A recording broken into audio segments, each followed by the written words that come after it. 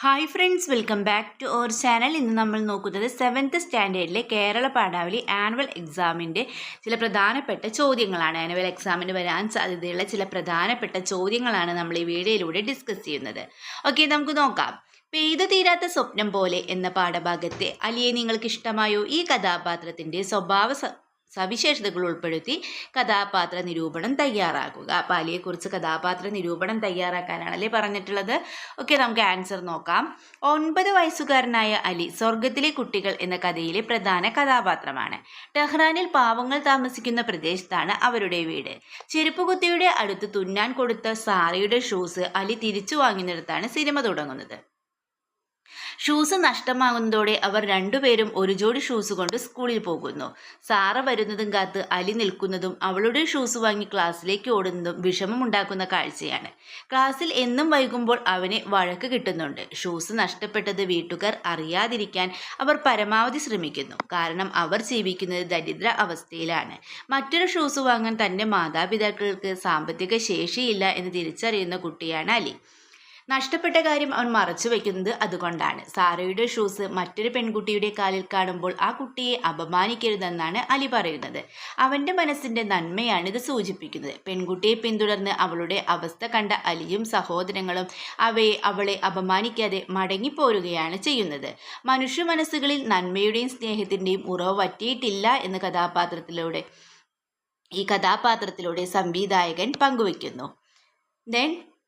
Next question നോക്കാം. നിങ്ങളുടെ പ്രദേശത്ത് കാവിൽ കുമ്മാട്ടി അവതരണം സംഘടിപ്പിക്കുന്നു. ഇതിനു മുന്നോടിയായി കലാരൂപത്തിൻ്റെ പ്രത്യേകതകൾ വിവരിക്കുന്ന ഒരു ആമുഖ പ്രഭാഷണം തയ്യാറാക്കുക എന്നാണ് പറഞ്ഞിട്ടുള്ളത്.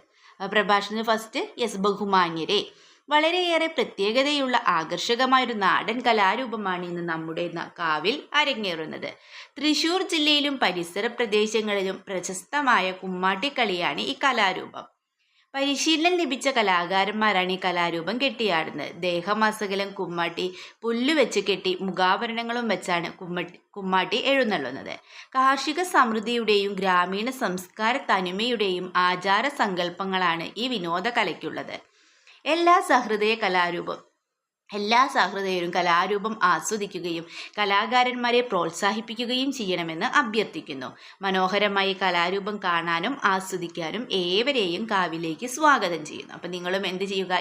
ഇതുപോലൊരു ആമുഖ പ്രഭാഷണം തയ്യാറാക്കുക. ഓക്കെ, നെക്സ്റ്റ് ക്വസ്റ്റ്യൻ നോക്കാം. കുറിപ്പ് തയ്യാറാക്കാം. പരിമിതികളിൽ നിന്നും സാധ്യതകളിലേക്ക് ഉയർന്നു വന്ന കലാകാരനാണ് ക്രിസ്റ്റി ബ്രൗൺ. അദ്ദേഹത്തിൻ്റെ ജീവിതം എങ്ങനെയെല്ലാമാണ് നമുക്ക് പ്രചോദനമായി തീരുന്നത്? കുറിപ്പ് തയ്യാറാക്കാനാണല്ലേ പറഞ്ഞിട്ടുള്ളത്. ഓക്കെ, നമുക്ക് ആൻസർ നോക്കാം. ശാരീരിക പരിമിതിയുള്ള ആളാണ് ക്രിസ്റ്റി. അദ്ദേഹത്തിന് സ്വതന്ത്രമായി ചലിപ്പിക്കാൻ കഴിയുന്നത് ഇടതുകാൽ മാത്രമാണ്. ആ കാലുകൊണ്ടാണ് ക്രിസ്റ്റി ചിത്രങ്ങൾ വരയ്ക്കുന്നത്. നമ്മളെല്ലാം ചെറിയ കാര്യങ്ങൾക്ക് പരാതി പറയുന്നവരാണ്. ക്രിസ്റ്റി പരാതികളില്ലാത്ത കഴിവ് പ്രകടിപ്പിച്ചുകൊണ്ടിരിക്കുന്നു. വിവിധങ്ങളായ കഴിവുകളുണ്ട്, എന്നാൽ പരിമിതികൾ പറഞ്ഞ് പല അവസരങ്ങളിൽ നിന്നും നമ്മൾ ഒഴിഞ്ഞു മാറുന്നു. അങ്ങനെയുള്ളവർക്ക് ക്രിസ്റ്റി ഒരു മാതൃകയാണ്. മടി പിടിച്ചിരിക്കാൻ നമുക്ക് അവകാശമില്ല എന്നാണ് ക്രിസ്റ്റി നമ്മെ പഠിപ്പിക്കുന്നത്. അപ്പോൾ നിങ്ങൾ എന്ത് ചെയ്യുക? ഇതുപോലൊരു കുറിപ്പ് പഠിച്ചു വയ്ക്കുക. ഓക്കെ, നെക്സ്റ്റ് ക്വസ്റ്റ്യൻ നോക്കാം. മലയാള ഭാഷാ ദിനത്തോടനുബന്ധിച്ച് സ്കൂളിൽ നടന്ന വായനാ വാരത്തിൻ്റെ പത്രവാർത്ത തയ്യാറാക്കുക എന്നാണല്ലേ പറഞ്ഞിട്ടുള്ളത്. ഇവിടെ വായനാ വാരത്തിൻ്റെ പത്രവാർത്ത തയ്യാറാക്കുക എന്നാണ്. അപ്പോൾ ഫസ്റ്റ് എന്ത് ചെയ്യുക? നമുക്ക് ഒരു തലക്കെട്ട് നൽകാം അല്ലേ. വായനാ വാരം ആചരിച്ചു. നെക്സ്റ്റ് പ്ലേസ് അല്ലേ, മാരിത്തോട്. ഗവൺമെൻറ് UP സ്കൂളിൽ മലയാള ഭാഷാ ദിനത്തോടനുബന്ധിച്ച് വായനാ വാരാചരണം നടന്നു. സ്കൂൾ പ്രധാന അധ്യാപിക ശ്രീമതി മേഴ്സി മാത്യു വാരാചരണത്തിൻ്റെ ഉദ്ഘാടനം നിർവഹിച്ചു. ഇതിനോടനുബന്ധിച്ച് ചെറുകഥകളുടെ വായനാ പ്രസക്തി എന്ന വിഷയത്തിൽ സെമിനാറും നടന്നു. ഓഗസ്റ്റ് 23-ാം തീയതി വായനാ മത്സരത്തോടെ വായനാരാചരണം അവസാനിപ്പിച്ചു. ഓക്കെ, അപ്പോൾ എന്ത് ചെയ്യുക? നിങ്ങൾക്ക് ഇതുപോലൊരു പത്രവാർത്ത തയ്യാറാക്കാവുന്നതാണ്. ഓക്കെ, നെക്സ്റ്റ് നോക്കാം. കത്ത് തയ്യാറാക്കുക. യുദ്ധം മാനവരാശിക്ക് ദുഃഖവും ദുരിതവുമാണ് സമ്മാനിക്കുന്നത്. നിങ്ങളുടെ സ്കൂളിൽ നടക്കുന്ന യുദ്ധവിരുദ്ധ പ്രചാരണ പ്രവർത്തനങ്ങളിൽ പങ്കെടുക്കണമെന്ന് ആവശ്യപ്പെട്ട് സുഹൃത്തിന് കത്ത് തയ്യാറാക്കുക. അപ്പോൾ ഒരു സുഹൃത്ത് കത്ത് തയ്യാറാക്കാനാണല്ലേ, അതായത് ഒരു ഫോമൽ ലെറ്ററാണ് നമ്മളോട് എഴുതാൻ പറഞ്ഞിട്ടുള്ളത്. അപ്പോൾ നിങ്ങൾക്ക് എന്ത് ചെയ്യാം, ഇതുപോലെ അപ്രിയ, രൂപേഷ്, നിങ്ങൾ എന്ത് ചെയ്യുക, നിങ്ങളുടെ ഫ്രണ്ടിൻ്റെ പേര് ഇവിടെ എഴുതുക. ഇതിന് എഴുതാം എന്തൊക്കെയുണ്ട് വിശേഷങ്ങൾ. നന്നായി പഠനമൊക്കെ നടക്കുന്നു. അവിടെ പഠനമൊക്കെ നടക്കുന്നു എന്ന് എഴുതണം. ഓക്കെ, എന്താണ് നന്നായി പഠനമൊക്കെ നടക്കുന്നു. യുദ്ധത്തിനെതിരെ ബോധവൽക്കരണം നടത്തുകയും യുദ്ധമല്ല സമാധാനമാണ് നമുക്ക് ആവശ്യമെന്ന് ഉറക്കെ പ്രഖ്യാപിക്കുകയും ചെയ്യേണ്ട നാളുകളിലാണ് ഇന്നും നമ്മൾ ജീവിക്കുന്നതെന്ന് നിനക്കും അറിയാമല്ലോ. ഞങ്ങളുടെ സ്കൂളിലെ സോഷ്യൽ സർവീസ് ക്ലബിൻ്റെ ആഭിമുഖ്യത്തിൽ യുദ്ധവിരുദ്ധ റാലിയും തെരുവ് നാടകവും സംഘടിപ്പിക്കുന്നുണ്ട്. ഈ പ്രചാരണ പ്രവർത്തനങ്ങളിൽ പങ്കെടുക്കാൻ നീയും എത്തണം. എല്ലാവർക്കും പങ്കെടുക്കാൻ സൗകര്യം ഉണ്ടാക്കുന്നതിനാണ് ശനിയാഴ്ച പരിപാടി സംഘടിപ്പിച്ചിരിക്കുന്നത്. മറ്റു വിശേഷങ്ങൾ നേരിൽ. സ്നേഹപൂർവ്വം എന്ത് ചെയ്യുക, നിങ്ങളുടെ പേരും കൂടി എഴുതുക. അപ്പോൾ നിങ്ങൾക്ക് എന്ത് ചെയ്യാം, ഇതുപോലൊരു കത്ത് പഠിച്ചു വെക്കാമല്ലോ. ഓക്കെ, ഇതുപോലൊരു കത്താണ് നിങ്ങൾ തയ്യാറാക്കേണ്ടത്. ഓക്കെ, നെക്സ്റ്റ് നമ്മളൊരു കഥാപാത്ര നിരൂപണമാണ് നോക്കുന്നത്.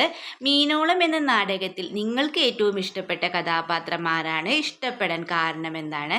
സവിശേഷതകൾ വിശദീകരിച്ച് കഥാപാത്ര നിരൂപണം തയ്യാറാക്കുക.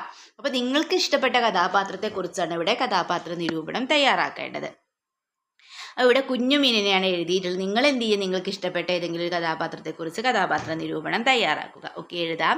എനിക്കിഷ്ടപ്പെട്ടത് കുഞ്ഞുമീനിനെയാണ്. കുഞ്ഞുമീൻ പുതിയ കാര്യങ്ങൾ അറിയാൻ ആഗ്രഹിക്കുന്നവളാണ്. അതുകൊണ്ടാണ് അവൾ അമ്മയോട് എപ്പോഴും ചോദ്യങ്ങൾ ചോദിക്കുന്നത്. അമ്മയുടെ സംശയങ്ങളിൽ അവൾ സംതൃപ്തയാകുന്നില്ല. കുഞ്ഞുമീനിനെ തൻ്റെ ചോദ്യങ്ങൾക്കൊന്നും കൃത്യമായ ഉത്തരം കിട്ടാത്തത് കൊണ്ടാണ് സ്വയം അന്വേഷണത്തിന് ഇറങ്ങുന്നത്. അന്വേഷണത്തിലൂടെ പുതിയ ധാരാളം കാര്യങ്ങൾ അവൾ മനസ്സിലാക്കുന്നു. അന്വേഷണത്തിനായി ഇറങ്ങുമ്പോൾ അമ്മയെയും കൂടെ കൂട്ടാൻ അവൾ ആഗ്രഹിക്കുന്നുണ്ട്. കാലങ്ങൾക്കു ശേഷം തിരികെ എത്തിയ അവൾ തൻ്റെ കണ്ടെത്തലുകൾ അമ്മയോട് പങ്കുവയ്ക്കുന്നതും നാടകത്തിലുണ്ട്. കുഞ്ഞുമീൻ എന്ന കഥാപാത്രം നമ്മെ എന്നും പ്രചോദിപ്പിക്കുന്നു. ഓരോ കുട്ടിയെയും കുഞ്ഞുമീനിനെ പോലെ ജിജ്ഞാസയുള്ളവർ ആയിരിക്കണം. പുതിയ അറിവുകൾ നേടുകയും വേണം. പുതിയ ചോദ്യങ്ങളാണ് അറിവിലേക്കുള്ള വഴി തുറക്കുന്നത്. ഈ യാഥാർത്ഥ്യമാണ് കുഞ്ഞുമീൻ എന്ന കഥാപാത്രത്തിലൂടെ നമുക്ക് ലഭിക്കുന്നത്. അപ്പോൾ ഇത്രയും ക്വസ്റ്റ്യൻസ് ആണ് നമ്മൾ ഈ വീഡിയോയിലൂടെ ഡിസ്കസ് ചെയ്തിട്ടുള്ളത്. അപ്പോൾ നിങ്ങൾക്ക് വീഡിയോ യൂസ്ഫുള്ളായി തോന്നുകയാണെങ്കിൽ തീർച്ചയായും ലൈക്ക് ചെയ്യുക, കമൻറ്റ് ചെയ്യുക. ഓക്കെ, നമുക്ക് മറ്റൊരു വീഡിയോയുമായി വീണ്ടും കണ്ടുമുട്ടാം. ഓക്കെ.